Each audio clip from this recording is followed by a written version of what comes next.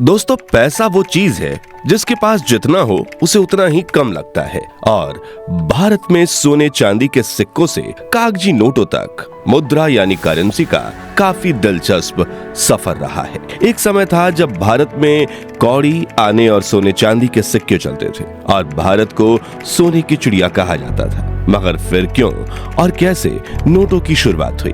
इन नोटों पर गांधी जी की तस्वीर कब छपी? नोटों से पहले भारत में कैसे सिक्के चलते थे? और पैसा जो आज सिर्फ मामूली कागज का टुकड़ा नहीं रहा, बल्कि इसमें इतनी ताकत है कि कभी जंगलों में रहने वाला इंसान आज इन्हीं पैसों की बदौलत आसमान की ऊंचाइयों को छू रहा है। उसी पैसे की शुरुआत कैसे हुई थी, जानेंगे दुनिया और भारत में पैसों से जुड़ा इतिहास आज के इस रोचक पेशकश में। तो बने रहिएगा वीडियो के अंत तक। दुनिया में पैसों का इतिहास। सबसे पहले बात करते हैं कि पैसों की शुरुआत कैसे हुई थी। तो हजारों साल पहले इंसान सिर्फ अपनी भूख मिटाने के लिए जीता था। जंगलों में छोटे छोटे कबीले रहते थे। हमारे पूर्वज शिकार करते और जो मिला उसी से पेट भरते। लेकिन हर दिन इतना शिकार मिल पाना मुश्किल था कि पूरा कबीला खा सके। ऐसे में इंसानों ने एक दूसरे के बीच सामान की लेन देन शुरू की। यहीं से जन्म हुआ बार्टर सिस्टम का, यानी एक चीज के बदले दूसरी चीज देना। जैसे कि कोई कबीला अपने बनाए हथियारों के बदले दूसरे कबीले से ताजा मांस ले लेता। धीरे धीरे ये सिस्टम पूरे एशिया में फैल गया। माना जाता है कि मेसोपोटामिया यानी कि आज के इराक में रहने वाले कबीले ने सबसे पहले सिस्टम को अपनाया था। इसने इंसानों को एक नई दिशा दी। अब वो सिर्फ शिकार नहीं करते थे, बल्कि ट्रेड यानी व्यापार करने लगे थे। लेकिन जैसे जैसे आबादी बढ़ी, वैसे वैसे बार्टर सिस्टम की कमियां भी सामने आने लगी। जैसे कि इसके लिए दो पक्षों की जरूरतें एक जैसी होनी चाहिए, तभी ट्रेड हो सकता था। इसलिए बार्टर सिस्टम लंबा नहीं चल सका। इंसानों को अब एक ऐसी चीज चाहिए थी जिसे हर कोई माने। यहीं से पैदा हुई कमोडिटी मनी, यानी ऐसी चीज जो मूल्यवान हो और हर किसी के काम आए। उस दौर में लोग पशु, अनाज, हथियार, नमक, जानवरों की खाल, यहाँ तक कि अपने दास यानी इंसानों को भी पैसे की तरह इस्तेमाल करने लगे।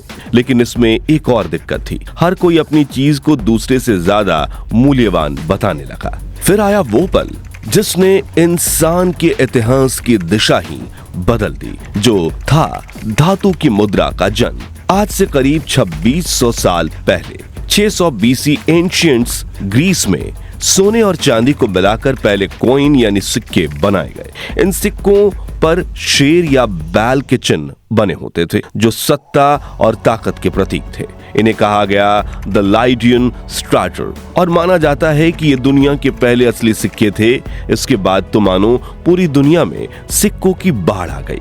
हर राजा, हर साम्राज्य ने अपने नाम के सिक्के जारी किए और यही से इंसान की जिंदगी में पैसे ने वो जगह बना ली जो आज तक कोई नहीं ले सका। भारत में पैसों का इतिहास।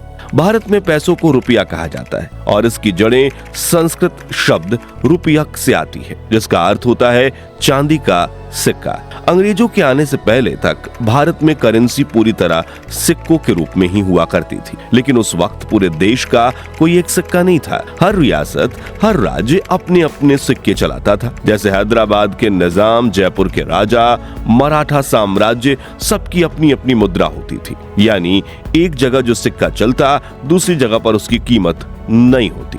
व्यापारियों के लिए यह बड़ी समस्या थी। लेकिन इसी बिखरेपन में एकता लाने का काम किया मुगलों ने भारत में एकीकृत मुद्रा प्रणाली यानी कि यूनिफाइड करेंसी सिस्टम की नींव रखी। उन्होंने तय किया कि पूरे साम्राज्य में एक ही तरह के सिक्के चलेंगे जिनका मूल्य हर जगह समान होगा। लेकिन भारत में रुपया शब्द की सबसे पहली और ऐतिहासिक पहचान कराने वाले शख्स थे शेर शाह सूरी। 1540 से 1545 तक अपने शासनकाल में शेर शाह सूरी जो सिक्के चलाते थे, उन्हें भारत की आर्थिक व्यवस्था को एक नई दिशा देने वाला माना जाता है। उन्होंने चांदी का सिक्का जारी किया जिसका वजन 178 दाने यानी लगभग 11.5 ग्राम था और इसी सिक्के को कहा गया रुपया। यहीं से रुपया शब्द का आधिकारिक जन्म हुआ। इसके अलावा शेर शाह ने सोने के सिक्के यानी मोहर और तांबे के सिक्के यानी दाम भी चलाए। समय बीतता गया और सिक्कों की दुनिया में कई बदलाव आते गए।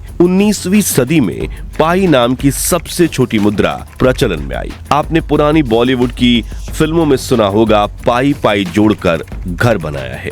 तो वही पाई वास्तव में मुद्रा की सबसे छोटी इकाई थी। उस दौर में 3 पाई का 1 पैसा, 4 पैसे का 1 आना और 16 आने का 1 रुपया होता था।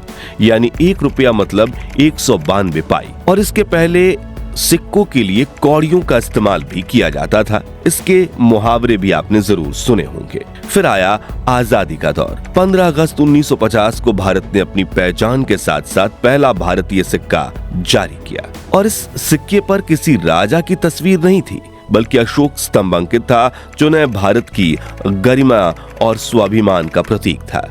दुनिया में कागजी मुद्रा यानी नोटों का इतिहास। दोस्तों, भारत में नोटों की शुरुआत को समझने से पहले जानना जरूरी है कि आखिर ये कागजी पैसे यानी नोट्स आए कहां से, क्योंकि शुरुआत में तो सोने, चांदी या तांबे के सिक्के ही करेंसी हुआ करते थे, जिनका असली मूल्य खुद में उनमें मौजूद धातु से तय होता था। लेकिन वक्त के साथ जब व्यापार सीमाओं से बाहर यानी एक देश से दूसरे देश तक बढ़ने लगा, तब सिक्के की अपनी एक बड़ी समस्या सामने आई, उनका वजन। सोचिए, जब जहाजों से हजारों सिक्के एक देश से दूसरे देश भेजे जाते होंगे तो न सिर्फ जगह ज्यादा लगती होगी, बल्कि उन्हें ट्रांसपोर्ट करना भी बेहद मुश्किल था। चोरी का खतरा, गिनती की दिक्कत और सफर का खर्चा, सबने मिलकर एक नई जरूरत पैदा की। अब लोगों को चाहिए था कुछ ऐसा जो हल्का भी हो और गिनने में आसान भी और कहीं भी ले जाया जा सके। और यहीं से हुआ पेपर मनी यानी कागजी मुद्रा का जन्म। साल था 1289, जब मंगोल शासक और चंगेज खान के पोते कुबलाई खान ने चीन में सबसे पहले पेड़ की छाल से कागजी मुद्रा तैयार की। ये नोट असल में IOU कहलाते थे, जिसका मतलब था ओवे यू, यानी मैं तुम्हारा कर्जदार हूँ। लोग अपने अपने सोने, चांदी या कीमती रत्न बैंक या शाही खजाने में जमा करते और बदले में OAU नोट लेते थे, यानी एक तरह का वादा कि जब चाहो अपनी असली दौलत वापस ले सकते हो। लेकिन हुआ कुछ और। लोगों ने IOU नोट्स को वापस करने की बजाय ट्रेडिंग में इस्तेमाल करना शुरू किया, यानी इन्हीं से खरीद फरोख्त करने लगे और धीरे धीरे ये पेपर मनी सिस्टम चीन की सीमाओं से निकलकर पूरी दुनिया में फैल गया। इसी के साथ पहली बार बैंक जैसी संस्थाओं की शुरुआत हुई, जो लोगों से उनका सोना, चांदी और कीमती सामान लेकर बदले में ये पेपर नोट्स देती थी। मगर जल्द ही लोगों ने देखा कि कागज के नोट तो जितने चाहो छाप सकते हैं, जबकि असली सोना सीमित है। और बस यहीं से शुरू हुई दुनिया की पहली महंगाई यानी इन्फ्लेशन। लोगों ने बैंक से अपने सोने की मांग शुरू की, लेकिन बैंक दिवालिया हो गए, क्योंकि उनके पास उतना सोना था ही नहीं जितने नोट चलन में थे। इससे पैसों का सिस्टम हिल गया। लोग फिर सिक्कों की तरफ लौट गए और बैंकों से उनका भरोसा टूट गया। फिर आया साल 1816, जब ब्रिटेन ने इस पूरे सिस्टम में सुधार लाया। उन्होंने एक नया नियम बनाया कि अब जितना सोना उनके पास होगा, वे उतने ही नोट छापेंगे। यही कहलाया गोल्ड स्टैंडर्ड सिस्टम, जिसने धीरे धीरे पूरी दुनिया में भरोसा कायम किया। साल 1900 में अमेरिका ने भी इसी गोल्ड स्टैंडर्ड को अपनाया और इसके बाद अन्य देशों ने भी अपनी करेंसी इसी के मुताबिक चलानी शुरू की। लेकिन वक्त के साथ ये सिस्टम भी बदल गया। अब वो नोट्स जिन्हें कभी सोने से बदला जाता था, सिर्फ कागज के टुकड़े बनकर रह गए, जिन्हें आज हम कहते हैं फाइट मनी, यानी ऐसी मुद्रा जिसका कोई आंतरिक मूल्य नहीं होता, लेकिन सरकार उसे कानूनी रूप से वैध घोषित करती है। यानी ये नोट भले ही कागज के हों, लेकिन उनकी ताकत सरकार और जनता के भरोसे बनती है। और यही भरोसा आज की पूरी वैश्विक अर्थव्यवस्था की नींव है।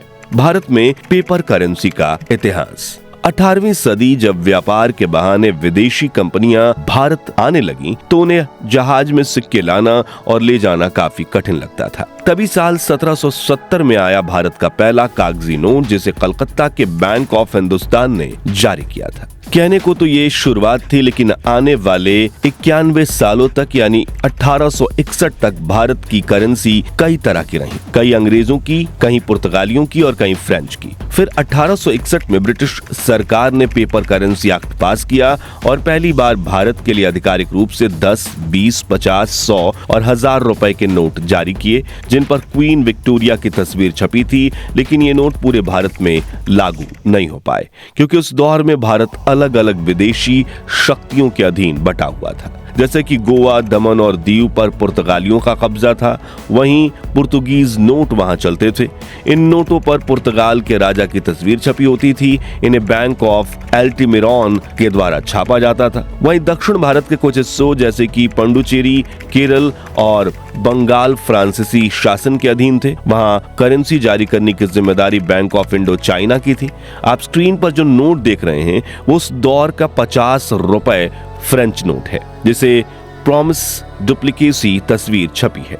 वहीं व्यक्ति जिसने भारत में फ्रेंच शासन की नींव रखी थी। 1917-18 के दौरान हैदराबाद के निजाम को भी अपनी अलग करेंसी जारी करने का अधिकार मिल गया, क्योंकि उस समय हैदराबाद खुद को स्वतंत्र राज्य मानता था और वहां की शाही राजघराना खूब अमीर था। पहले और द्वितीय विश्व युद्ध के दौरान जब धातु की कमी हुई तो कई रियासतों ने कागजी करेंसी पेपर टोकन जारी किए, जिन्हें हरवाला कहा गया।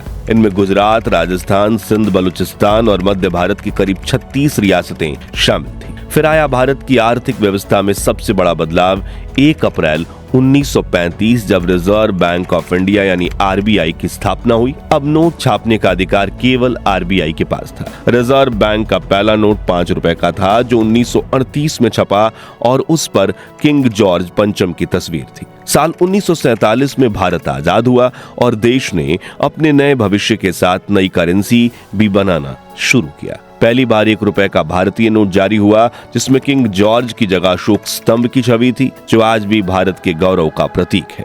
और फिर 1949 में आरबीआई को भारत सरकार द्वारा नेशनलाइज कर दिया गया, यानी अब ये पूरी तरह से भारत सरकार के नियंत्रण में आ गया। लेकिन एक दिलचस्प बात यह है कि आजाद भारत से पहले भी एक और करेंसी छापी गई थी सुभाष चंद्र बोस द्वारा साल 1943 में, जब उन्होंने अंडमान निकोबार को आजाद भारत घोषित किया और आजाद हिंद बैंक के नाम से अपनी करेंसी जारी की, जिसमें खुद नेताजी की तस्वीर थी। हालांकि ये करेंसी पूरी तरह चलन में नहीं आ सकी, लेकिन आज भी ये भारत की आर्थिक आजादी की एक अनोखी मिसाल मानी जाती है। और शायद आपको ये जानकर हैरानी होगी कि 1950 के दशक तक भारत की करेंसी केवल भारत में ही नहीं, बल्कि कुवैत, कतर, बहरीन और ओमान जैसे देशों में भी वहां की ऑफिशियल करेंसी के रूप में इस्तेमाल होती थी। यानी उस वक्त भारतीय रुपया सिर्फ एक मुद्रा नहीं, बल्कि भरोसे का प्रतीक था। समय के साथ साथ भारत के नोटों की तस्वीर भी बदलती रही।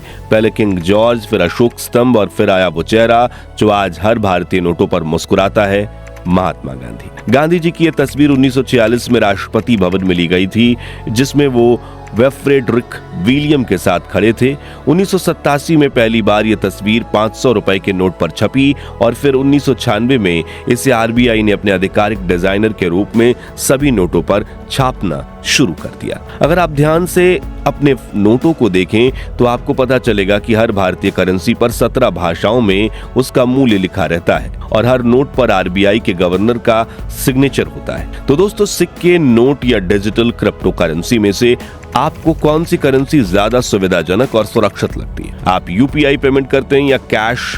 और क्या आपके पास पुराने नोट या सिक्के पड़े हैं और वो कितने पुराने हैं? कमेंट्स में बताइए। उम्मीद है आपको भारतीय नोटों का ये इतिहास पसंद आया होगा। अगर हाँ, तो वीडियो को लाइक और शेयर करके 13,000 लाइक्स जरूर करवा दीजिए और ऐसी ही रोचक वीडियोस देखने के लिए हमारे चैनल को सब्सक्राइब करके पास वाली घंटी बजाना मत भूलिएगा। जय हिंद, जय भारत।